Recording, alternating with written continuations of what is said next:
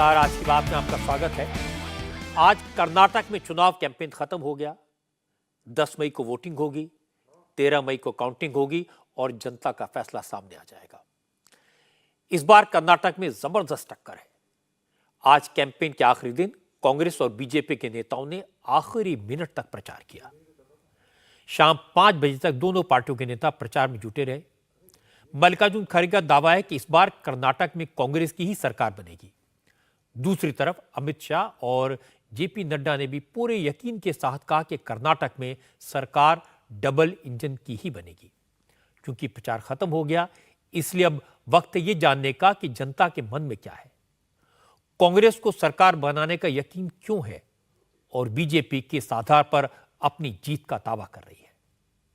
कर्नाटक में कौन कौन से मुद्दे सियासी समीकरणों पर भारी पड़ेंगे, नरेंद्र मोदी का कैंपेन कितना असरदार रहा, प्रियंका की मेहनत कांग्रेस के कितने काम आई, क्या बजरंग दल की कृपा बीजेपी पर होगी, लिंगायत और वोकलिंगा समाज का झुकाव किसकी तरफ होगा, क्या आरक्षण की लिमिट 50% से बढ़ाकर 75% करने के वादे का फायदा कांग्रेस को होगा, और वोटिंग से पहले द केरला स्टोरी की कितनी चर्चा होगी और इसका असर क्या होगा।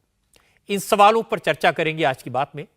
आज चुनाव प्रचार के आखिरी दिन बीजेपी के बड़े बड़े नेताओं ने रैलियां और रोड शो करने के बजाय जगह जगह प्रेस कॉन्फ्रेंस की, इंटरव्यूज दिए, जबकि कांग्रेस ने कैंपेन के आखिरी दिन भी रैलियां और रोड शोज किए।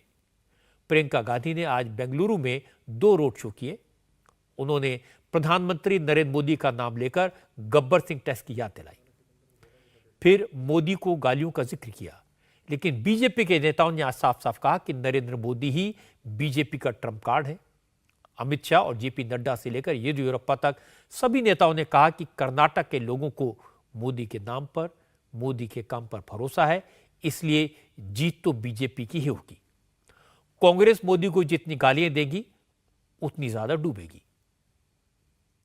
मोदी जी की लोकप्रियता अमाप और अपार है और ये सीधी वोट में कन्वर्ट हो रही है। स्पष्ट रूप से दिखाई पड़ता है कि हम पूर्ण बहुमत के साथ भारतीय जनता पार्टी वहां सरकार बनाएगी।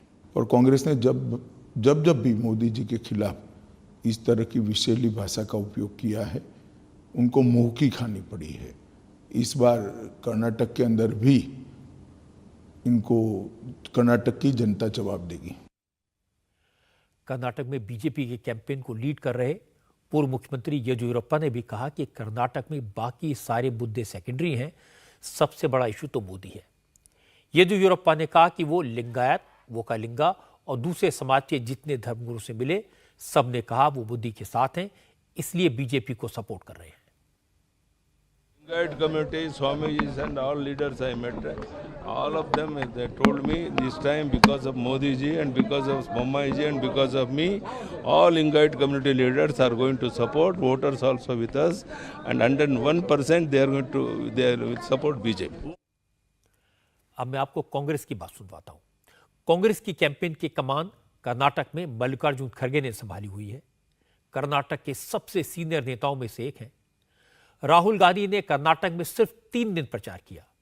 सोनिया गांधी सिर्फ 1 दिन के लिए आई। प्रियंका गांधी ने जरूर 2 हफ्ते में 1 दर्जन से ज्यादा रैलियां की, रोड शो किए, वो सबसे ज्यादा नजर आई। और आज भी प्रियंका पूरे दिन बेंगलुरु में थी। प्रियंका के रैलियों में, रोड शोज में भीड़ भी खूब जुटी। प्रियंका भी जानते हैं कि कर्नाटक में बीजेपी का चेहरा नरेंद्र मोदी है, इसीलिए प्रियंका ने कैंपेन के दौरान मोदी को ही निशाना बनाया। आज भी मोदी का नाम लेकर प्रियंका ने गब्बर सिंह टैक्स की बात की। प्रियंका ने कहा कि मोदी कर्नाटक आते हैं तो सिर्फ गालियों की बात करते हैं, कभी धर्म के मुद्दे उठाते हैं, लोगों को भड़काने वाली बातें करते हैं, लेकिन मोदी कभी कर्नाटक के लोगों के काम की बात नहीं करते। इसलिए इस बार मोदी की बातों में आने की जरूरत नहीं है। जैसे आपने कहा गब्बर सिंह टैक्स है, तो जीरो को बुलाएंगे कि नहीं? हम लोगों ने बार बार कहा कि बीजेपी के नेताओं को, प्रधानमंत्री जी को, गृह मंत्री जी को, जितने बड़े मुख्यमंत्री सवेरे से आ रहे हैं, बार हमने उनसे कहा मुद्दे पे आओ, मुद्दे पे आओ। मुद्दे पे आओ, लेकिन एक भी बार वो मुद्दे पे नहीं है। साफ फिजूल की बातें करते रहे। एक तरफ आपके जज्बातों को उभरने के लिए, उभारने के लिए धर्म की बात, जाति की बात, कभी किसी का अपमान, कभी किसी और का अपमान, कभी प्रधानमंत्री जी ने आपको गालियों की लिस्ट सुना दी कि किसने उनको कितनी गाली दी है, लेकिन आपकी बात नहीं की। रोड शो खत्म होने के बाद प्रियंका गांधी ने भी दावा किया कि इस बार कर्नाटक में कांग्रेस की ही सरकार बनेगी। प्रियंका ने कहा कि कर्नाटक के लोग अब 40% वाली सरकार से निजात पाना चाहते हैं। लोगों को 10 तारीख का इंतजार है। We are very confident and we are very hopeful. Unfortunately, I am not a predictor of numbers. I can only say that the response that we have got from the public, and as you heard in this very meeting, they want an end to corruption. This government has made itself known only by the epithet 40% Sarkara. That is not something a government should be known for.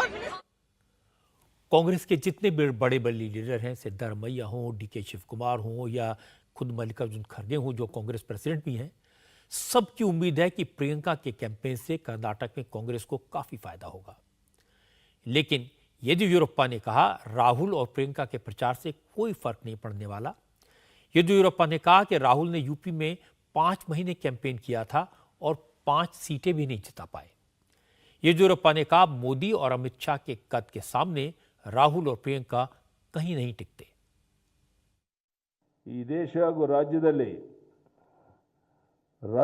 Congress इस देश और इस राज्य में कांग्रेस एक डूबती हुई नाव है। कांग्रेस के नेता राहुल गांधी और प्रियंका गांधी पिछले उत्तर प्रदेश के चुनाव में 4-5 महीने तक प्रचार करने के बाद भी 4-5 सीटें ही जितवा पाए थे। ये आप सब जानते हैं। कांग्रेस के नेता कौन हैं, ये किसी को मालूम नहीं चल पाता है। राहुल गांधी की पीएम मोदी और अमित शाह की तुलना में समाज में कोई पूछ नहीं है, ये दुनिया जानती है। ಪ್ರಧಾನಿ ನರೇಂದ್ರ ಮೋದಿ ಮುಂದೆ, ಅಮಿತ್ ಶಾ ಮುಂದೆ। कांग्रेस के कुछ लीडर कहते हैं कि राहुल को कांग्रेस के नेताओं ने ही कर्नाटक के चुनाव कैंपेन से जानबूझकर दूर रखा। रणनीति के तहत ही प्रियंका गांधी के नए चेहरे को आगे किया गया। लेकिन बीजेपी के नेताओं को लगता है कि कांग्रेस कैंपेन के दौरान इतनी गलतियां कर चुकी हैं जिसकी भरपाई अब तो मुश्किल है। कांग्रेस ने बीजेपी पर 40% की सरकार का नारा चिपकाया तो बीजेपी ने बार बार राजीव गांधी का वो बयान याद दिलाया कि रुपए में 15 पैसे ही जनता तक पहुंचते थे। इसलिए बीजेपी को लोगों को लगता है कि करप्शन का मुद्दा पीछे छूट गया। अब इलेक्शन में बजरंग दल के इशू की बात हुई।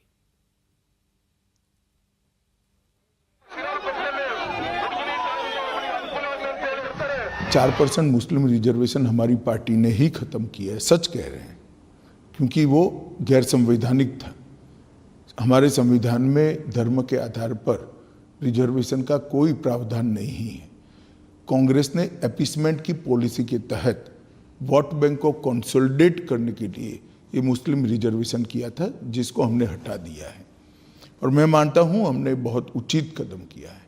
ये ठीक है, थोड़ा लेट हो गया है, परंतु ये हमारा जो फैसला है इस संविधान सहमत है। उनको भी मालूम है तमिलनाडु का रिजर्वेशन जो मैक्सिमम है वो सुप्रीम कोर्ट के जजमेंट आने के पहले का है और सुप्रीम कोर्ट के जजमेंट को उसको पर्याप्त बहस करने के बाद अपने जजमेंट के दायरे से बाहर रखा है। बाकी तो बोलने के लिए तो कुछ भी बोला जा सकता है, परंतु मैं इतना ही कहना चाहता हूँ कि आप अगर मुस्लिम रिजर्वेशन 4% से बढ़ाकर 6% करना चाहते हो तो कांग्रेस पार्टी ने स्पष्टता कर देनी चाहिए कि वो किसका कम करेंगे। ओबीसी का कम करेंगे, एससी का कम करेंगे, एसटी का कम करेंगे, लिंगायत का कम करेंगे या वोकल लीगा का कम करेंगे। सिद्धरामैया जी ने चुनाव प्रचार समाप्त होने के पहले स्पष्टता कर देनी चाहिए। अमित शाह को जवाब दिया कर्नाटक कांग्रेस के अध्यक्ष डीके शिव कुमार ने। डीके शिव कुमार ने कहा कि कर्नाटक में कांग्रेस की सरकार आ रही है। हार के डर से बीजेपी को मोदी के चेहरे को आगे करना पड़ा। मुस्लिम आरक्षण को लेकर डीके शिव कुमार ने गोलमोल जवाब दिया। उन्होंने कहा जब कांग्रेस की सरकार बनेगी तब देखा जाएगा। I am 200% confident that Congress party will form a government with absolute majority touching 141 seats. Same thing from BJP. What's your reaction? BJP can't. BJP was so confident. They would not have shown the Prime Minister face here. Earlier, Amit Shah said that Mr. Bommai will be leading the government. Now they said vote for Modi. Modi can't run the government here. It is a newsmaker issue. That is not an issue on the electoral mode. Sir, Amit Shah said there is no provision for reservation on the basis of religion in our constitution. We don't have to learn about the reservation about the constitution from Mr. Amit Shah. It is the Congress government which gave the constitution and we are protecting it. Sir, he adding on, Siddaramaiah must clarify that if Congress increases the reservation for Muslims from 4% to 6%, then whose reservation will they cut down? This is not the issue to be discussed now. Let the Congress party come to power, then we'll discuss on this issue. अब DK. Shiv Kumar के कांग्रेस के सुर तो बदले हैं। पहले कहा था बजरंग दल पीएफआई की तरह हैं, बजरंग दल और पीएफआई को एक जैसा बताया था। जब मोदी ने बजरंग बली का नारा लगाया तो कांग्रेस के लोग कहने लगे हम बजरंग बली के मंदिर बनवाएंगे। मुस्लिम आरक्षण के सवाल पर पहले तो कहा था इसको हम रिवर्स करेंगे, लेकिन आज डी.के. शिव कुमार कह रहे थे जब सरकार बनेगी तो देखा जाएगा। कांग्रेस के मुस्लिम आरक्षण के वादे को असदुद्दीन ओवैसी भी खूब हवा दे रहे हैं। आज ओवैसी ने कहा कि कर्नाटक में कांग्रेस और बीजेपी दोनों मुसलमानों को बेवकूफ बना रहे हैं। ओवैसी ने कहा कि कर्नाटक में कांग्रेस और बीजेपी के भी मुकाबला इस बात का है कि कौन बड़ा हिंदुत्ववादी है। मुसलमानों की बात तो सिर्फ दिखावे के लिए हो रही है। इसीलिए कांग्रेस ने पहले बजरंग दल पर बैन लगाने की बात की, फिर बजरंग बली के मंदिर बनाने की बात करने लगी। और मोदी भी मुद्दों पर बात करने के बजाय बजरंग बली के जयकारे लगवा रहे हैं और केरला स्टोरी को प्रमोट कर रहे हैं। वो गाजर की पुंगी है कांग्रेस की, हमेशा धोखा देते हैं वो लोग। जिस दिन मैनिफेस्टो उसी दिन मैं बोला था गाजर की पुंगी है, तो धोखा देते हमेशा। देखिए, आप एक माइनॉरिटीज को एक मैसेज देना चाह रहे थे हम बैन करेंगे। तुम बैन करना था, तुम 5 साल जब सिद्धारामैया सीएम जब बैन करना था तुम बैन ही नहीं कर सकते। और जब देख लिए कि ऐसा हो रहा तो यू टर्न मारे। वीरप्पा मोइली बोले हम तो कर ही नहीं सकते। उनके प्रदेश अध्यक्ष डी.के. शिव कुमार बोले कि हम सत्ता में आएंगे तो मंदिर बना देंगे पूरा। ये इनका है भाई। बीजेपी और कांग्रेस में सबसे बड़ा जो लड़ाई चल रही है कि उनसे बड़ा इन दोनों में हिंदुत्व आइडियोलॉजी पर सबसे कौन चलेगा, ये लड़ाई हो रही है। वहां पर जनता के मुद्दे कहाँ हैं? वहां पर देश के प्रधानमंत्री क्या कर रहे? पिक्चर प्रमोट कर रहे। मणिपुर में खाना जंगी सिविल वॉर, उस पर बात नहीं करते। पाकिस्तान से आतंकवादी आकर हमारे 5 सिपाहियों को मार के चले जाते, उस पर बात नहीं करते। रोड शो कर रहे हैं। अरे आपकी प्रायोरिटी क्या है? कर्नाटक में कल सोनिया गांधी ने भी एक रैली की थी और इस रैली में सोनिया ने एक गलती कर दी। उन्होंने कर्नाटक की संप्रभुता का मुद्दा उठा दिया। कांग्रेस ने इसे अपने ट्विटर हैंडल से प्रमोट भी किया और बीजेपी ने इसे मुद्दा बनाया। बीजेपी ने इल्जाम लगाया कि कांग्रेस कर्नाटक को भारत से अलग करना चाहती है। सोनिया गांधी की शिकायत लेकर आज बीजेपी के नेता इलेक्शन कमीशन भी पहुंचे। आज जेपी नड्डा ने कहा सोनिया इतने सालों से मेंबर ऑफ पार्लियामेंट हैं, वो जानती हैं संप्रभुता का मतलब क्या होता है। सोनिया ने जो भी बोला उसे स्लिप ऑफ टंग नहीं कहा जा सकता। इस शब्द का इस्तेमाल सोनिया ने जानबूझकर किया। नड्डा ने कहा कि सोनिया का बयान दिखाता है कांग्रेस मानसिक रूप से दिवालिया हो गई है। कांग्रेस पार्टी कुल मिलाकर मानसिक दिवालियापन की शिकार है। मेंटल बैंकरप्सी से गुजर रही है। ये मेंटल बैंकरप्सी के ही नतीजे हैं जो हमारे सामने आते हैं। आप बताइए, सोनिया जी ने शपथ ली है कि नहीं ली है संविधान की as member of parliament? Kharge साहब ने ली है कि नहीं ली है? क्या बोलते हैं? हम भारत की अस्मिता की अक्षुण्ण रखेंगे और उसके प्रति समर्पित रहेंगे। हम भारत के संविधान के प्रति समर्पित रहेंगे। ये आप शपथ लेते हैं। अब सॉवरेंटी भारत देश की है। अब कर्नाटक के लोगों ने भी भारत देश की आज़ादी के लिए हजारों लोगों ने अपना सर्वस्व लुटाया। आज आप उनकी बदनामी भी कर रहे हैं और बेइज्जती भी कर रहे हैं, अपमान भी कर रहे हैं। तो ये सामने हमको बताना हमारी जिम्मेवारी है कि नहीं है। तो अगर आप इस तरीके की एक्टिविटी करें, सोनिया जी अगर इस तरीके की बात करें, कर्नाटक की संप्रभुता, और मैं तो पहले कहता हूँ टुकड़े टुकड़े गैंग आपके हैं। आप बताइए ना, राहुल गांधी गए थे जेएनयू में कि नहीं गए थे टुकड़े टुकड़े गैंग को सपोर्ट करने के लिए? क्या नारे लगाए थे उन्होंने? अफजल हम शर्मिंदा हैं, तेरे कातिल जिंदा है। अफजल कौन था? प्लानर था, चीफ आर्किटेक्ट था पार्लियामेंट के अटैक का। तो ऐसे लोगों के साथ अगर आप खड़े होइएगा और फिर भारत जोड़ो यात्रा में निकलिएगा, तो मुझ जैसा एक साधारण सिटीजन ये तो पूछेगा ही पूछेगा कि टुकड़े टुकड़े गैंग के साथ खड़े होते हो, पार्टी में शामिल कराते हो और जोड़ने चले हो भारत को, तो ऐसे आपके डबल स्टैंडर्ड्स को तो हम एक्सपोज करेंगे। हालांकि बीजेपी के इस इल्जाम पर कांग्रेस के नेताओं ने रिएक्ट नहीं किया। कांग्रेस ने इलेक्शन कमीशन के सामने एक दूसरा इशू रखा। यह इशू है कांग्रेस प्रेसिडेंट खरगे को मिली धमकी का। कांग्रेस ने एक ऑडियो क्लिप जारी किया था। दावा किया था इस क्लिप में चितपुर असेंबली सीट से बीजेपी के उम्मीदवार मणिकांत राठौर की आवाज है, जिसमें वो ये कहते सुनाई दे रहे हैं कि इस चुनाव में मल्लिकार्जुन खड़गे के पूरे परिवार का सफाया करना है। कांग्रेस ने इस बयान को मल्लिकार्जुन खड़गे और उनके परिवार को जान से मारने की धमकी बताया। इसके खिलाफ चुनाव आयोग में शिकायत की गई। इसके बाद खुद मल्लिकार्जुन खड़गे ने कहा उन्हें और उनके परिवार को जान से मारने की धमकी दी जा रही है, लेकिन वो इस तरह के धमकियों से डरने वाले नहीं हैं। बीजेपी के खिलाफ बोलते रहेंगे, बीजेपी के खिलाफ लड़ते रहेंगे। थोड़ी सी बात को मेरे को नोटिस देते हैं, मेरे को धमकी देते हैं। ये बीजेपी के लोग मुझे मारना भी चाहते हैं, पूरे खानदान को साफ करना चाहते हैं। अरे करो भाई, हम तो मरने के लिए पैदा हो गए। क्या कोई आदमी 200 साल जीता है? कोई 150 साल जीता है?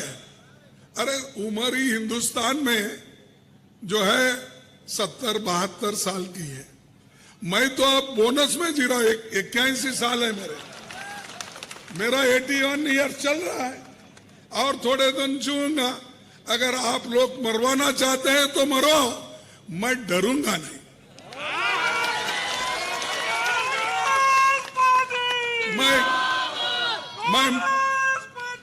मैं मरूंगा नहीं, मैं वसूलों के लिए लड़ूंगा। पार्लियामेंट में भी लड़ा हूं, अभी भी बाहर भी लड़ूंगा। मेरे को कोई डरा के धमका के तुमके खानदान को खत्म कर दे बोले तो मैं डरने वाला नहीं। भाई मैं बचा हूं, मेरे घर में एक आदमी ही बचा था, मैं डरता नहीं। अरे हम अच्छी काम करने के लिए डरना क्यों? तो ये मोदी साहब हमेशा अपने लोगों को कह के बीजेपी हमेशा मुझे डराती है। कर्नाटक के चुनाव में कैंपेन खत्म हो गया, आरोप प्रत्यारोप का दौर पूरा हो गया। अब जो एक्सपर्ट्स हैं उनका मोटा मोटा असेसमेंट यह है कि शुरुआती दौर में कांग्रेस आगे दिखाई दे रही थी। कांग्रेस ने बीजेपी की सरकार पर 40% के करप्शन का मुद्दा सफलतापूर्वक चिपका दिया था। बीजेपी डिफेंसिव पर थी। ऐसा आरोप लगाने वाले भी उनके अपने थे। बीजेपी को दूसरा सेटबैक लगा जब उसने नई पीढ़ी को मौका देने की कोशिश की, पुराने लोगों के टिकट काटे। तो जगदीश शेट्टार और लक्ष्मण सावदी जैसे पुराने अनुभवी नेता बीजेपी छोड़कर कांग्रेस में शामिल हो गए। हवा कांग्रेस के पक्ष में बनने लगी थी, लेकिन इसके बाद कांग्रेस ने एक के बाद एक कई गलतियां कर दी। मैनिफेस्टो में पीएफआई और बजरंग दल को एक जैसा बता दिया, मुस्लिम आरक्षण को बहाल करने का वादा कर दिया। ऐसी बातों को नरेंद्र मोदी ने पकड़ लिया। उन्होंने बजरंग बली का जयघोष किया और पासा पलट दिया। 3 दिन तक तो कांग्रेस सफाई देने के चक्कर में पड़ी रही। फिर कहा हम बजरंग बली के मंदिर बनवाएंगे। इसके बाद कांग्रेस ने एक और गलती की। कांग्रेस के ट्विटर पर कहा गया कि सोनिया गांधी ने कर्नाटक की संप्रभुता, कर्नाटक की सॉवरेनिटी की बात की। अमित शाह ने इसे इशू बनाया। नड्डा ने इस पर सवाल पूछे। कांग्रेस को फिर सफाई देनी पड़ी। 2 हफ्ते पहले तक कांग्रेस ऑफेंसिव पर थी और बीजेपी डिफेंसिव पर। आज स्थिति उल्टी है। कांग्रेस डिफेंसिव पर है, सफाई दे रही है। शुरुआती दौर में कांग्रेस आगे दिखाई दे रही थी, वो मोदी के कैंपेन के बाद बराबर पर आ गई है। और जिस चुनाव में टक्कर जितनी कांटे की होती है, जहां हार जीत के मार्जिन कम होने के आसार होते हैं, किसी के लिए भी यह प्रेडिक्ट करना बड़ा मुश्किल हो जाता है कि सरकार किसकी बनेगी। ऐसे कांटे के चुनाव में ज्यादातर ओपिनियन पोल भी गलत साबित हो जाते हैं। वोटिंग 2 दिन बाद है, कैंपेन बंद है, लेकिन सबसे ज्यादा चर्चा है फिल्म केरला स्टोरी की। कर्नाटक के चुनाव में लव जिहाद चुपचाप एक मुद्दा बना हुआ है। द केरला स्टोरी उन हिंदू लड़कों की स्टोरी पर आधारित है जिन लड़कियों को बहला फुसलाकर पहले इस्लाम कबूल करवाया गया, फिर उनका निकाह मुस्लिम नौजवान से कराया गया और फिर उन्हें आतंकवादी संगठन ISIS में भर्ती करा दिया गया। इस फिल्म को लेकर खूब विवाद हो रहा है। फिल्म पर बैन लगाने की मांग की गई, लेकिन केरल हाई कोर्ट से लेकर सुप्रीम कोर्ट तक ने फिल्म पर पाबंदी लगाने से इनकार कर दिया। फिल्म रिलीज हो चुकी है, भारी संख्या में लोग इसे देखने जा रहे हैं, ये अच्छा बिजनेस कर रही है, लेकिन इसको लेकर सियासत जबरदस्त हो रही है। तमिलनाडु थिएटर एसोसिएशन ने फिल्म को तमिलनाडु और पुडुचेरी में रिलीज करने से मना कर दिया। आज ममता बनर्जी ने बंगाल में द केरल स्टोरी पर बैन लगा दिया। फिल्म दिखाने वालों के खिलाफ सख्त एक्शन की बात कही। इस फिल्म पर इतना विवाद इसलिए हो रहा है क्योंकि पिछले हफ्ते नरेंद्र मोदी ने कर्नाटक की एक रैली में फिल्म का जिक्र किया था और कहा था अब देश में एक नई तरह के आतंकवाद को बढ़ावा दिया जा रहा है। इसके बाद तो बीजेपी के तमाम नेताओं ने केरला स्टोरी की तारीफ की। कई बीजेपी नेता फिल्म देखने गए, केरला स्टोरी की स्पेशल स्क्रीनिंग रखी गई और लव जिहाद कर्नाटक के चुनाव में बड़ा मुद्दा बन गया। आज जेपी नड्डा ने कहा द केरला स्टोरी एक सच्ची कहानी पर बनी हुई फिल्म है। आखिर कांग्रेस या किसी और पार्टी को इस फिल्म से क्या दिक्कत है? ये नए किस्म का आतंकवाद है, ये देश के लिए घातक है। इसमें न बम चलता है, न गोली चलती है, न आवाज होती है, लेकिन ये बहुत भयानक है, बहुत भयावह है। और इसको एक्सपोज किया है केरला फाइल्स ने, केरला स्टोरी ने। तो अगर केरला स्टोरी ने किया है, सामने लाया है, तो इसको दिखाना हमारी जिम्मेवारी है कि नहीं है? इसको समाज को बताना हमारी जिम्मेवारी है कि नहीं है? ये हमारे इसको जागृत अवस्था में इसके लोगों को जागृति लाना जरूरी है कि नहीं है? और दूसरी बात, ये किसी राज्य के खिलाफ नहीं है, किसी धर्म के खिलाफ नहीं है, ये देश के खिलाफ है और ये वैश्विक है। ऑस्ट्रेलिया में भी, बाकी सब जगहों पर भी आईसिस के साथ लोग जो जोड़े जा रहे हैं वो इसी तरीके से लाए जा रहे हैं। और युवाओं को हमको आगाह करना हमारी जिम्मेवारी है कि नहीं है? आप बताइए, पहले प्रलोभन देना, बाद में प्रलोभन में उनको फंसा लेना, फंसा करके धक्का देना टेररिज्म की ओर, और टेररिज्म की ओर धक्का देने के बाद पॉइंट ऑफ नो रिटर्न पे लाना। ऐसे में युवाओं को इस चाल से, ट्रैप से बचाना में हमारी जिम्मेवारी है कि नहीं है? हमको पूरा करना है कि नहीं करना है? जागृति लानी हमारी जिम्मेवारी है कि नहीं? केरला के हाई कोर्ट ने सीरियस कंसर्न शो किया है, केरला के एक्स चीफ मिनिस्टर ने इसके बारे में सीरियस कंसर्न शो किया है। तो केरला फाइल इसको एक्सपोज करती है। आप इस पर पर्दा क्यों डालने की कोशिश कर रहे हैं? क्यों आप सच्चाई को छुपाने की कोशिश कर रहे हैं? देखिए, बीमारी अगर लगी हो तो उसका निवारण करना ही तरीका होता है। बीमारी को छुपाने से बीमारी जाती नहीं है और बढ़ती है, नासूर बनती है। कर्नाटक में द केरला स्टोरी की चर्चा हुई तो इस पर आज ओवैसी भी बोले। ओवैसी ने कहा यह शर्म की बात है कि देश के प्रधानमंत्री झूठे और बेबुनियाद सब्जेक्ट पर बनी फिल्म का प्रचार कर रहे हैं। ओवैसी ने कहा मोदी बहुत अच्छे एक्टर हैं, ये बात तो सब जानते हैं, लेकिन अब देश देख रहा है कि प्रधानमंत्री फिल्म के प्रमोटर भी बन गए हैं। देश के प्रधानमंत्री जो है वो बहुत बड़े एक्टर हैं। ये हमारी खुशकिस्मती है कि अगर वो बॉलीवुड में चले जाते तो ये पूरे फिल्म स्टार घर में बढ़ जाते, हर फिल्म पर अवार्ड उनको ही मिलता। मगर अब प्रधानमंत्री एक्टर के साथ साथ पिक्चर के प्रोमोटर भी बन गए। एक देश का प्रधानमंत्री जो अंबेडकर के बनाए हुए संविधान पर ओथ लेता है, 130 करोड़ जनता का प्रधानमंत्री है, और एक पिक्चर को प्रमोट करते हैं, वो भी झूठी। भाई, और पिक्चर बनाने वालों से हम ये पूछना चाह रहे हैं, फिक्शन है या फैक्ट है? तुम कब तक मुसलमानों को बदनाम करके, झूठ बोल के अपना पेट पालोगे? कब तक? थोड़ा सा शर्म रखो। तुम बुरखे को दिखाते, मुस्लिम महिलाओं को दिखा के झूठ बोलते। पहले कहा तूने 32,000 महिला, कोर्ट को गए तो तुम 3 पे ला लिया। अरे क्या तुम कितना झूठ बोलोगे? पेट पालने के तरीके कुछ और भी हो सकते हैं ना तुम्हारे। तुम झूठ फैला रहे, नफरत फैला रहे। आईसिस के खिलाफ जितने भारत में मुसलमानों के रिलीजियस ऑर्गेनाइजेशंस हैं वो सब कंडेम करे उसको। और भारत से अगर कोई आईसिस में ज्वाइन किया तो इंडियन डायस्पोरा ज्यादा लोग गए, और सबसे ज्यादा कहां से गए? वेस्टर्न कंट्री से गए आईसिस में ज्वाइन हुए, चाहे वो इंग्लैंड हो, अमेरिका हो, फ्रांस हो, बेल्जियम हो, ये सो कॉल्ड डेवलप्ड डेमोक्रेसी से गए। अब उसको फैला रहे हैं, उसको प्रमोट कर रहे हैं। इस तरह करने से तो मैं समझ रहा हूं कि आईसिस वाले खुश हो रहे होंगे बैठ के, किस कोने में छुपे में चूहों की तरह वो गद्दार, वो तो खुश हो रहे होंगे देख के सब चीजें। बाकी लोग तो बातें करते रहे। ममता बनर्जी ने सीधे सीधे केरला स्टोरी पर बंगाल में पाबंदी लगा दी। ममता बनर्जी ने कहा यह फिल्म असल में बीजेपी का प्रोपेगेंडा है। द केरला स्टोरी फिल्म एक कम्युनिटी को टारगेट करने के लिए बनाई गई है। ममता ने कहा कि बीजेपी ने पहले कश्मीर फाइल्स बनवाई, अब द केरला स्टोरी लेकर आई है, और उन्होंने तो सुना है कि बंगाल के एक्टर्स को बंगाल फाइल्स बनाने की जिम्मेदारी दी गई है। ममता ने कहा इन फिल्मों का असली मकसद विपक्षी दलों को बदनाम करना है।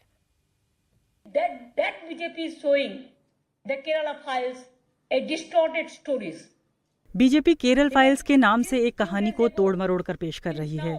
कुछ दिनों पहले ही उन्होंने यहाँ के कुछ स्टार्स को जिम्मेदारी दी है। फर्जी कहानी बताकर उनसे कहा है कि बंगाल फाइल्स बनाएं। अब वो केरल को, केरल की जनता को और केरल राज्य को बदनाम कर रहे हैं। हर राज्य में इसी तरह का माहौल बना रहे हैं। आखिर बीजेपी ऐसी सांप्रदायिक राजनीति क्यों कर रही है? असल में वो इसके जरिए विपक्षी दलों को बदनाम कर रहे हैं, खास तौर पे उनको जो सत्ता में हैं। ममता ने फिल्म पर बैन लगा दिया और आईएनबी मिनिस्टर अनुराग ठाकुर आज केरला स्टोरी देखने के लिए गए। अनुराग ठाकुर ने कहा कि केरला स्टोरी का विरोध करने वाले असल में मुसलमानों का तुष्टीकरण कर रहे हैं, अपीजमेंट कर रहे हैं। वो आतंकवाद की सच्चाई को देश के सामने नहीं आने देना चाहते, जबकि द केरला स्टोरी फिल्म तो देश की बेटियों को आतंकवाद और लव जिहाद के खतरे से सावधान करती है। जब आपके सामने सच्चाई आती है कि कैसे भारत की मासूम बेटियों को प्यार के जाल में फंसाकर आतंकवादी संगठनों के लिए रिक्रूटमेंट किया जाता है, वो वैश्विक आतंकी संगठन आईएस हो या बाकी हो, उनके लिए इन बेटियों को प्यार के जाल में फंसाकर उस राह पर चलाया जाता है जहां जन्नत दिखाकर जहन्नुम में पहुंचाने का काम किया जाता है, आतंक के रास्ते पर चलाया जाता है। तो क्या कुछ लोग वर्षों से चल रहे इस प्लान को देश के सामने जो एक्सपोज करने का काम इस फिल्म के माध्यम से हुआ है, उसको रोकने का काम नहीं कर रहे? क्या कांग्रेस और कम्युनिस्ट जैसे पार्टियां केरल में तो उसको रोक नहीं पाई, अब फिल्म को भी रुकवाने का काम कर रही हैं? चेहरा बेनकाब हो रहा है इन लोगों का जब ये तुष्टीकरण की राजनीति कर रहे हैं, वोट बैंक की राजनीति के चलते बेटियों को गलत रास्ते पर जाने पर मजबूर कर रहे हैं। और पश्चिम बंगाल जैसा राज्य तो फिल्म को बैन करके एक इतना बड़ा अन्याय कर रहा है जिसको मैं क्या कहूं। क्या वो सच भी परोसने नहीं देना चाहते?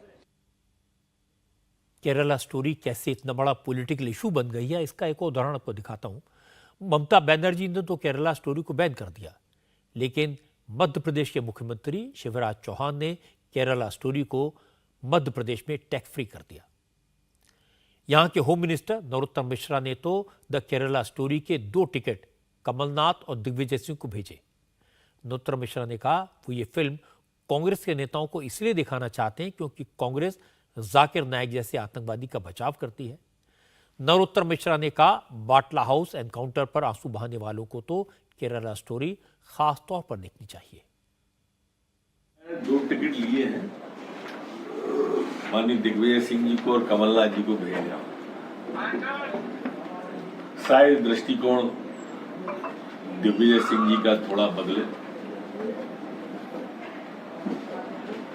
क्योंकि ये फिल्म जाकिर नाइक को शांतिदूत कहने वालों को जरूर देखना चाहिए।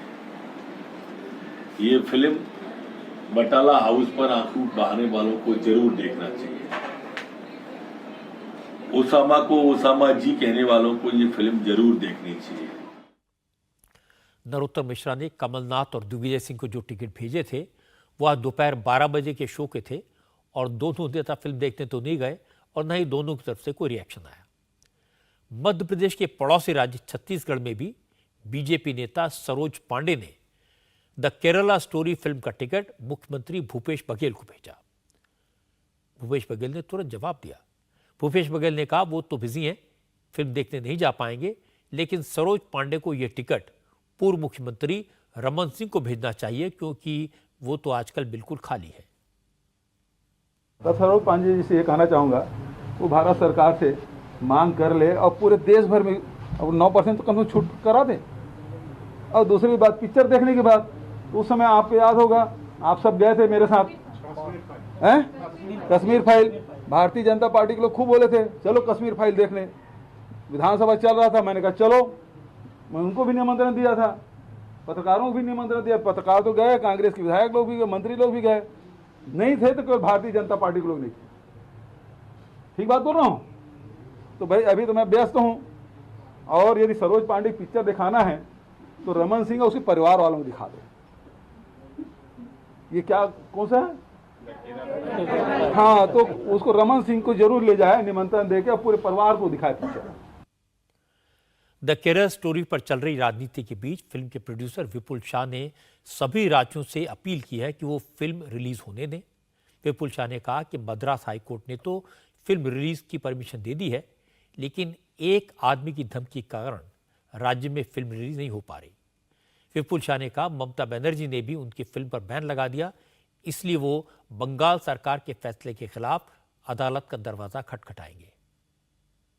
तमिलनाडु में एक इंडिविजुअल इंसान वो धमकी देके उसने वहाँ की पूरी स्टेट गवर्नमेंट को हिला के इस पिक्चर को वहाँ रिलीज होने से रोका है।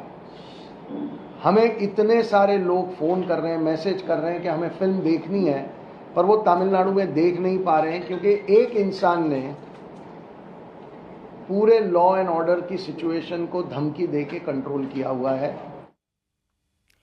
बंगाल तो क्रिएटिविटी का, आर्ट का, कल्चर का, फ्रीडम ऑफ एक्सप्रेशन का प्रदेश है, इसलिए वहां एक फिल्म पर पाबंदी की खबर से आश्चर्य हुआ। क्या ममता बनर्जी को वाकई में लगता है कि थिएटर में कुछ लोग फिल्म देख लेंगे तो लॉ एंड ऑर्डर की प्रॉब्लम हो जाएगी? या फिर उन्होंने फिल्म पर इसलिए बैन लगाया क्योंकि कर्नाटक के चुनाव में नरेंद्र मोदी ने केरला स्टोरी का जिक्र किया, इसे इशू बनाया? फिल्म के सब्जेक्ट पर विवाद हो सकता है, फिल्म की कहानी पर विरोध हो सकता है, लेकिन फिल्म पर बैन लगाना ठीक नहीं है। वैसे भी डिजिटल जमाने में फिल्म बैन करने से कुछ नहीं होता। लोग अपने मोबाइल पर, अपने कंप्यूटर पर, अपने घर बैठे सब कुछ देख लेते हैं। जो लोग ये सवाल उठा रहे हैं कि फिल्म में किए गए दावे गलत हैं, लव जिहाद के कुछ गिने चुने केस हुए, सिर्फ 3 लड़कियों को सीरिया भेजा गया, लेकिन ऐसा दिखाया जा रहा है कि 1000 लड़कियों को सीरिया भेज दिया गया। मेरा कहना है कि एक लड़की को भेजा गया हो या 1000 को, जुल्म की कहानी कहने का हक तो सबको है। कितनी लड़कियों पर जुल्म हुआ, इसकी संख्या से मामले की गंभीरता कम नहीं हो जाती। केरल में लड़कियों के इस्लाम में कन्वर्जन की शिकायतें, लव जिहाद की कंप्लेंट कैथोलिक बिशप कर चुके हैं। इसलिए यह मसला हिंदू मुसलमान का नहीं है। इस्लामिक स्टेट के आतंक से हिंदू, मुसलमान, क्रिश्चियन सब प्रभावित हुए हैं, सब पर जुल्म हुए हैं। क्योंकि बीजेपी के नेता फिल्म को सपोर्ट कर रहे हैं, इसलिए केरला स्टोरी का विरोध किया जाए, इस पर पाबंदी लगा दी जाए, यह किसी तरह से जस्टिफाइड नहीं है। जो लोग ये इल्जाम लगा रहे हैं कि बीजेपी मुस्लिम विरोधी है, केरला स्टोरी के जरिए मुसलमानों को बदनाम करने की साजिश है, इसलिए बीजेपी इस फिल्म को प्रमोट कर रही है, तो ऐसे नेताओं को यूपी के मुसलमानों की बात सुननी चाहिए। क्योंकि यूपी के मुसलमानों ने आज कहा कि उन्हें इस बात से कोई फर्क नहीं पड़ता कौन सी फिल्म आई और कौन सी फिल्म गई, किसने फिल्म को सपोर्ट किया, किसने फिल्म का विरोध किया। वो सिर्फ सरकार के काम देखते हैं, क्योंकि योगी आदित्यनाथ की सरकार ने मुसलमानों के लिए भी काम किया है, सरकार के कामों का फायदा उन्हें भी मिल रहा है, इसलिए वो योगी आदित्यनाथ को सपोर्ट कर रहे हैं।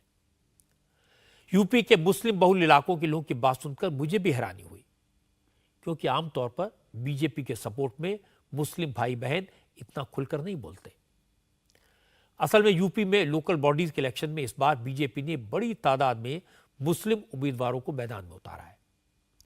ऐसा पहली बार हुआ है जब बीजेपी ने निकाय चुनाव में 395 उम्मीदवारों को मैदान में उतारा। नगर पालिका और नगर पंचायत में बीजेपी ने 36 मुसलमानों को टिकट दिया, जबकि पार्षदों की बात करें तो 350 से ज्यादा मुस्लिम कैंडिडेट्स बीजेपी के चुनाव चिन्ह पर चुनाव के मैदान में हैं। बिजनौर, अलीगढ़, मेरठ, रामपुर, सहारनपुर जैसे जिलों में तो मुस्लिम पॉपुलेशन ज्यादा है। वहां कई मुस्लिम कैंडिडेट बीजेपी के टिकट से चुनाव लड़ रहे हैं। और आश्चर्य की बात यह है कि इन इलाकों में जहां इससे पहले मुसलमानों का वेट, मुसलमानों के मत एन ब्लॉक बीजेपी के खिलाफ पड़ते थे, वहां भी इस बार मुस्लिम वोटर बीजेपी के पक्ष में खड़े दिखाई दे रहे हैं। एग्जाम्पल के तौर पर मेरठ में बीजेपी ने 21 मुस्लिम उम्मीदवारों को मैदान में उतारा है। मेरठ में हमारे संवाददाता शोएब रजा उन मोहल्लों में गए जहां बीजेपी का सपोर्ट बेस ना के बराबर माना जाता था। इन इलाकों में शोएब ने लोगों से पूछा वो किसको सपोर्ट कर रहे हैं, तो लोगों ने खुलकर कहा मोदी को और योगी को। शोएब ने पूछा कि कैमरा देखकर या सरकार के डर से बात कर रहे हैं? डर कर तो नहीं बोल रहे। लोगों ने कहा इससे पहले बीजेपी के खिलाफ वोट दिया था, लेकिन कोरोना के संकट के वक्त जिस तरह सरकार ने मदद की, उसके बाद जिस तरह सरकार बिना भेदभाव के राशन का इंतजाम कर रही है, जिस तरह से योजनाएं सबके लिए लागू कर रही है, उसके बाद उन्होंने योगी को सपोर्ट करने का फैसला किया। आपको भी सुनाता हूं मेरठ के लोग क्या कह रहे हैं, आपको भी हैरानी होगी। हम ये कहेंगे कि जो बेहतर दिख रहा है आपको वही अच्छा लग रहा है। हमें तो सबसे अच्छी सरकार ये लग रही कि हमें राशन भी मिल रहा है फ्री, हर काम सुविधा, बच्चों की पढ़ाई वढ़ाई सब सही चल रहा है। जो मुस्लिम इलाके हैं किसको वोट कर सकते हैं? मोदी जी को। मोदी जी को जी। लेकिन लोग तो कहते हैं कि मुसलमान कमल के फूल को वोट नहीं देते। नहीं देते हैं, यहाँ तो सब देते हैं जी। आप लोगों के यहाँ मुस्लिम कैंडिडेट भी बनाए बीजेपी ने?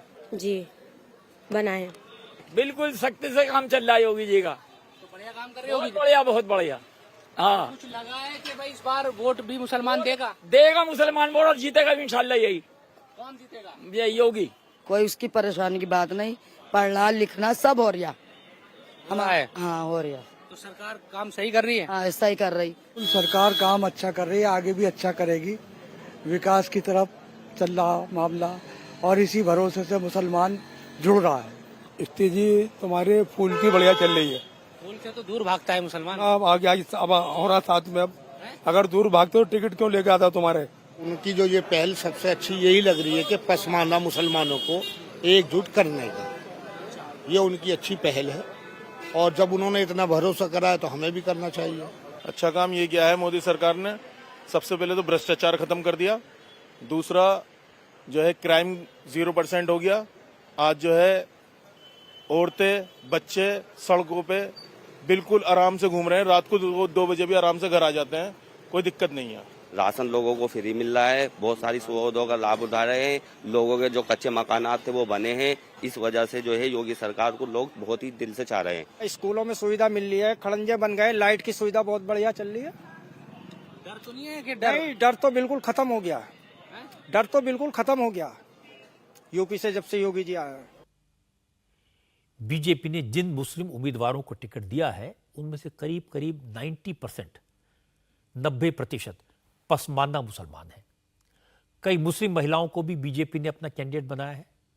मेरठ की तरह अलीगढ़ में बीजेपी के टिकट पर 18 मुस्लिम कैंडिडेट कॉरपोरेटर का चुनाव लड़ रहे हैं। अलीगढ़ में म्यूनिसिपल कॉरपोरेशन में 90 वार्ड्स हैं। इस बार यूपी में 16 में से 14 नगर निगम में बीजेपी के उम्मीदवार जीते थे, लेकिन अलीगढ़ में बीएसपी का मेयर बना था। इस बार माहौल बदला हुआ है। अलीगढ़ के मुसलमानों से भी हमारे संवाददाता शुएब ने बात की।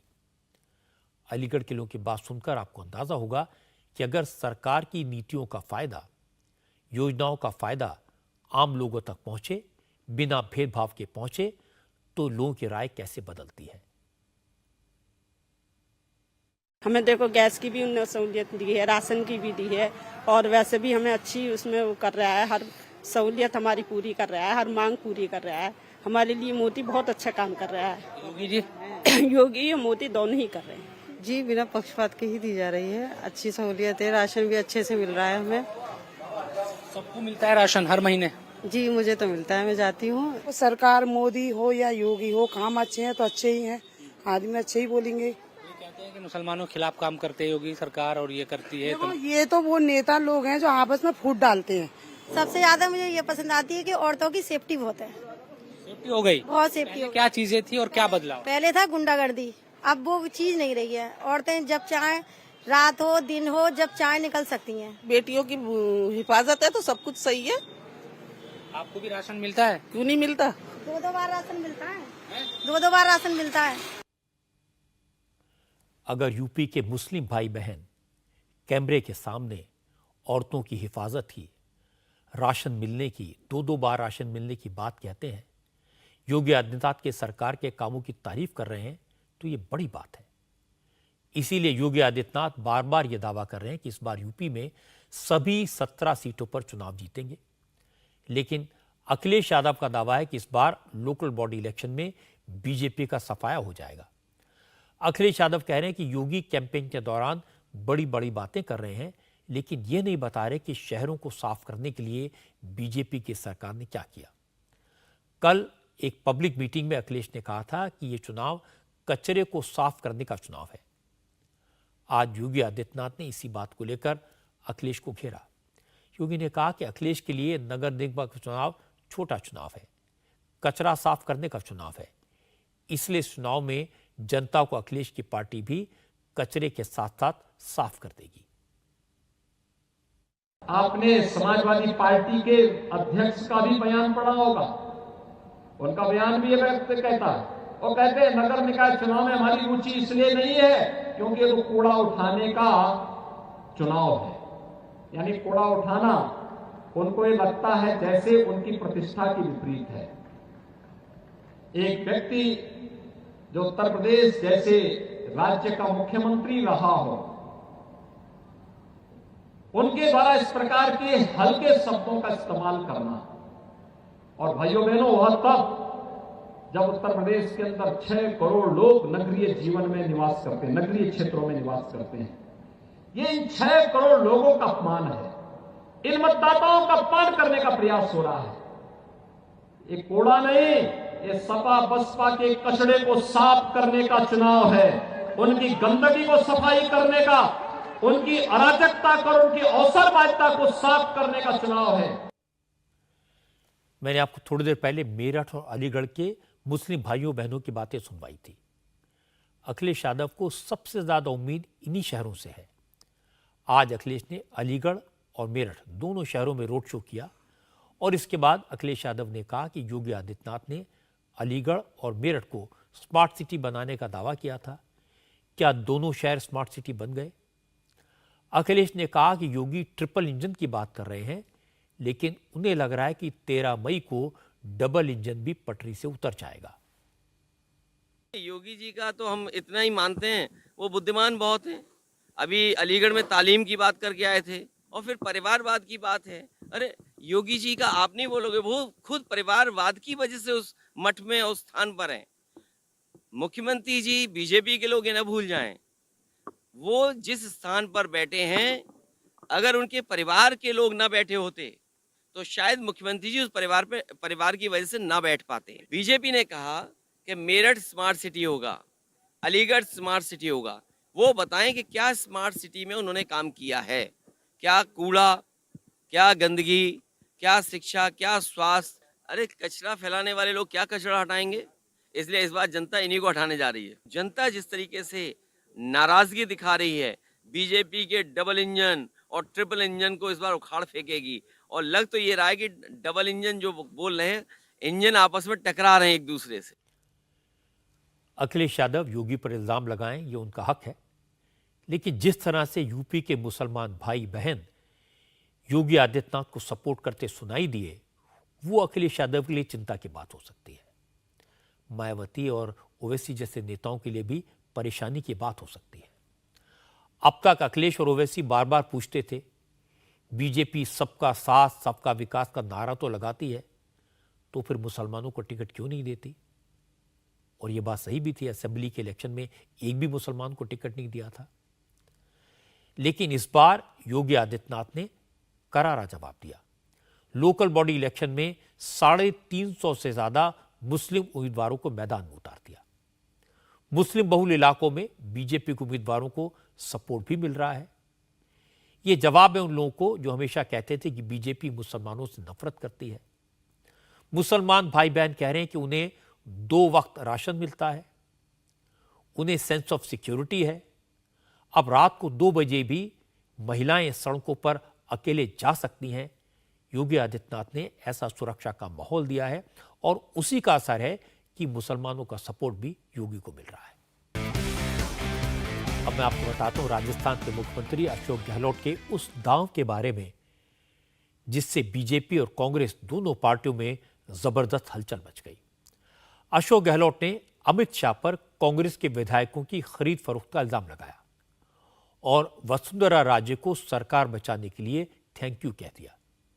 गहलोत ने कहा कि वसुंधरा की वजह से उनकी सरकार बची। हालांकि अशोक गहलोत के इस बयान पर वसुंधरा राजे ने तुरंत जवाब दिया। वसुंधरा ने बयान जारी करके कहा कि गहलोत सियासी साजिश के तहत गलत बयानी कर रहे हैं। वसुंधरा ने कहा कि अशोक गहलोत इस बार चुनाव हार रहे हैं, वो डरे हुए हैं, इसलिए झूठ बोल रहे हैं, उन्हें बदनाम कर रहे हैं। वसुंधरा राजे ने कहा कि राजनीति में अगर किसी ने उनका सबसे ज्यादा अपमान किया है तो वो अशोक गहलोत है। हालांकि वसुंधरा राजे कैमरे के सामने नहीं आई, लेकिन बीजेपी के दूसरे नेताओं ने अशोक गहलोत पर तीखे हमले किए। बीजेपी के नेताओं ने क्या कहा ये आपको दिखाऊं, इससे पहले आपको यह दिखा देता हूं कि अशोक गहलोत ने ऐसा क्या कहा था। धौलपुर में एक प्रोग्राम के दौरान अशोक गहलोत ने आरोप लगाया कि 2020 में जब उनकी सरकार को गिराने की साजिश हुई तो साजिश को अमित शाह समेत बीजेपी के 3 बड़े नेताओं ने अंजाम दिया, लेकिन उनकी सरकार इसलिए बच गई क्योंकि वसुंधरा राजे, कैलाश मेघवाल और बीजेपी से निकाली गई एमएलए शोभा रानी उस साजिश में शामिल नहीं हुई। अशोक गहलोत ने कहा कि कांग्रेस के जिन विधायकों ने उस वक्त अमित शाह से 10-20 करोड़ रुपए ले लिए थे वो अमित शाह को पैसा वापस लौटा दें। अमित शाह जी, धर्मेंद्र प्रधान, ये आपका गरीब शेखावत जो केंद्रीय मंत्री है, इन सब ने मिलकर षड्यंत्र किया, पैसे बांट दिए राजस्थान के अंदर भी, पैसे वापस ले नहीं रहे वो लोग। मुझे चिंता लगी हुई है, पैसा क्यों नहीं ले रहे वो, वापस क्यों नहीं मांग रहे इनसे पैसा। मैंने यहाँ तक कह दिया हमारे एमएलए को, जिससे पैसा लिया है, मान लो 10 करोड़ लिया है, 20 करोड़ लिया, जो भी लिया है, कुछ खर्च कर दिया हो, वो खर्च किया पोर्शन मैं दे दूंगा, AIC से दिलवा दूंगा उनको वापस। अमित शाह को 10 करोड़ दो वापस, 15 करोड़ दे, 15 करोड़ दो उसको, उसका पैसा मत रखो। उसका पैसा रखोगे हमेशा अमित शाह आपके दबाव बनाए रखे, वो गृह मंत्री भी है, वो धमकाएगा, डराएगा। जैसे वो गुजरात में धमकाता डराता है, महाराष्ट्र में धमका के शिवसेना के 2 टुकड़े कर दिए, 25 एमएलए को ले गया। बहुत खतरनाक खेल खेलते हैं अमित शाह गृह मंत्री। तो मैंने एमएलए को कहा है, तुमने गलती कर दी, कोई बात नहीं, भूलो माफ करो। अमित शाह पर हमला करने के बाद अशोक गहलोत ने वसुंधरा राजे की तारीफ की। गहलोत ने कहा कि अमित शाह ने उनकी सरकार गिराने का पूरा इंतजाम कर दिया था, वो तो भला हो वसुंधरा राजे का जिन्होंने इस खरीद फरोख्त को सपोर्ट नहीं किया, इसलिए उनकी सरकार बच गई। शोभा रानी ने जब साथ दिया हमारा बहुत बोल्डली, तो भाजपा वालों की हवाई उड़ गई। शोभा रानी ने, दूसरा वसुंधरा सिंधिया ने, और तीसरा कैलाश मेघवाल ने। कैलाश मेघवाल को मालूम था, वसुंधरा राजे को मालूम था, जब शेखावत थे मुख्यमंत्री, उस वक्त जो है उनकी पार्टी के लोग सरकार गिरा रहे थे। मैं प्रदेश कांग्रेस अध्यक्ष था, मेरे पास लोग आए, पैसा बढ़ने लग गया था। उस वक्त में भी अभी बढ़ा, वैसे उस वक्त बढ़ रहा था, बढ़ने लगे पैसा। मैंने उनको कहा, भले आदमी हो, तुम्हारा नेता भैरव सिंह शेखावत मुख्यमंत्री है, मैं पीसी का अध्यक्ष हूँ, वो बीमार है इसलिए गया हुआ है क्यूलैंड के अंदर, अमेरिका के अंदर, और तुम पीछे षड्यंत्र करके सरकार गिरा रहे हो, मैं तुम्हारा साथ नहीं दूंगा। मैंने उस वक्त कहा था अगर मैं चाहता तो उनके साथ शामिल होकर के सरकार गिर सकती थी भगत सिंह जी की। तो मैंने कहा तुम ये अनैतिक काम कर रहे हो। वही बात कैलाश मेघवाल ने और वसुंधरा सिंधिया ने कहा कि हमारे यहाँ कभी परंपरा नहीं रही है इस प्रकार चुनी सरकारों को गिराने की पैसे के बल पर। ये कहा उन्होंने, क्या गलत किया उन्होंने, क्या गलत किया उन्होंने। और शोभा रानी ने उनकी बात सुनी, वसुंधरा जी की और कैलाश मेघवाल की। इनके अंतरात्मा ने कहा कि मुझे भी ऐसे लोगों को साथ नहीं देना चाहिए। क्या गलत किया शोभा रानी ने, इसलिए हमारी सरकार बची है। अशोक गहलोत के इस बयान पर बीजेपी में जबरदस्त रिएक्शन हुआ। केंद्रीय मंत्री गजेंद्र सिंह शेखावत ने कहा कि अशोक गहलोत कांग्रेस की अंदरूनी लड़ाई से ध्यान डाइवर्ट करने के लिए इस तरह की गलत बयानी कर रहे हैं। गजेंद्र सिंह शेखावत ने कहा अगर अशोक गहलोत की बात में सच्चाई है तो सबूत के साथ सामने आए और अगर वो चाहें तो सीबीआई से इस मामले की जांच करवा लें। वसुंधरा जी हम सब की वरिष्ठ नेता हैं, राजस्थान की 2 बार मुख्यमंत्री रही हैं, भारतीय जनता पार्टी की 2 बार अध्यक्ष रही हैं। उनके लिए इस तरह का गैर जिम्मेदाराना बयान केवल अपने राजनीतिक हित के लिए और अपने विरोधियों को, अपने ही दल में अपने विरोधियों को को मैसेज देने के लिए इस तरह का बयान देना। मैं चाहूंगा कि अशोक गहलोत साहब खुलासे के साथ में ये बात कहें कि कब, कहां और किस तरह से उनका सहयोग किया गया था सास और बहू के झगड़े में।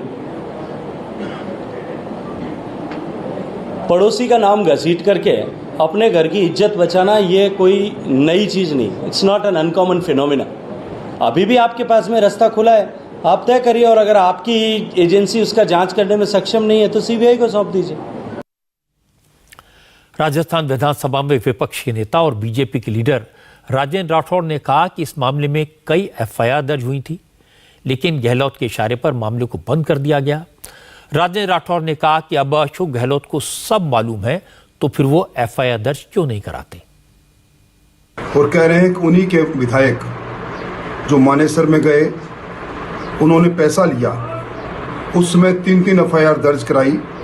माननीय मुख्यमंत्री, गृह मंत्री भी है, इन्हीं के निर्देश पर उनमें एफआईआर लगी। जब इनको पूरी जानकारी है किसने पैसा लिया और किसने पैसा कहां उपयोग किया, तो मुख्यमंत्री जी गृह मंत्री के रूप में इतने बड़े अपराध को अपने सामने घटित होते क्यों देख रहे हैं?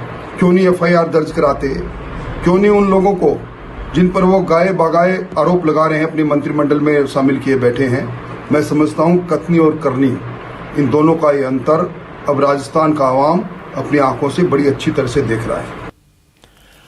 अशोक गहलोत की राजनीति को समझिए। उन्होंने दिखाया तो ऐसे जैसे वो अमित शाह और वसुंधरा राजे पर अटैक कर रहे हैं, लेकिन कहीं पे निगाहें, कहीं पे निशाना। असली निशाना तो सचिन पायलट थे। उन्होंने सार्वजनिक मंच से इशारों में एक बार फिर से बता दिया कि सचिन पायलट अमित शाह के साथ मिलकर उनकी सरकार को गिराने की कोशिश कर रहे थे और वसुंधरा राजे ने उनकी मदद की। एक परेशान करने वाली खबर आपको बता दूं, अमृतसर में गोल्डन टेम्पल से 800 मीटर दूर हेरिटेज स्ट्रीट पर आज सुबह एक धमाका हुआ। इस इलाके में 32 घंटे के अंदर यह दूसरा ब्लास्ट है। शनिवार देर रात इसी जगह से 10 मीटर की दूरी पर ब्लास्ट हुआ था। इस धमाके में 6 लोग जख्मी हुए थे। अब एनआईए इस मामले की जांच कर रही है। पुलिस को जो सीसीटीवी फुटेज मिला है उसमें साफ नजर आ रहा है कि धमाके के वक्त वहां पर काफी भीड़ थी। आज सुबह हुए ब्लास्ट में एक शख्स घायल हुआ है। पुलिस के मुताबिक आज का ब्लास्ट लो इंटेंसिटी का था। धमाके के बाद फॉरेंसिक टीम ने घटनास्थल की जांच की। एनआईए की टीम उसी जगह पहुंच गई जहां ब्लास्ट हुए। जानकारों के मुताबिक एक्सप्लोसिव एक कंटेनर में रखा गया था और इसमें शार्पनल का इस्तेमाल किया गया था। 32 घंटों के अंदर जो 2 विस्फोट हुए उससे अमृतसर में दहशत है। इलाके की सुरक्षा बढ़ा दी गई है। आरएएफ को तैनात कर दिया गया है और पुलिस ने यहां फ्लैग मार्च भी किया। जांच एजेंसियों का कहना है कि ये ब्लास्ट लो इंटेंसिटी के थे, लेकिन जिस तरह से भीड़ भाड़ वाले इलाकों में विस्फोटक रखे गए, बारूद रखा गया, वो किसी बड़ी साजिश को अंजाम देने से पहले किया गया ट्रायल भी हो सकता है, इसलिए इन्हें हल्के में नहीं लिया जा सकता। आज की बात में इतना ही। मेरी आपसे मुलाकात होगी कल रात 9 बजे। इंडिया टीवी हर वक्त हर जगह डाउनलोड करने के लिए सर्च करें India TV news Google play store या ऐप स्टोर पर।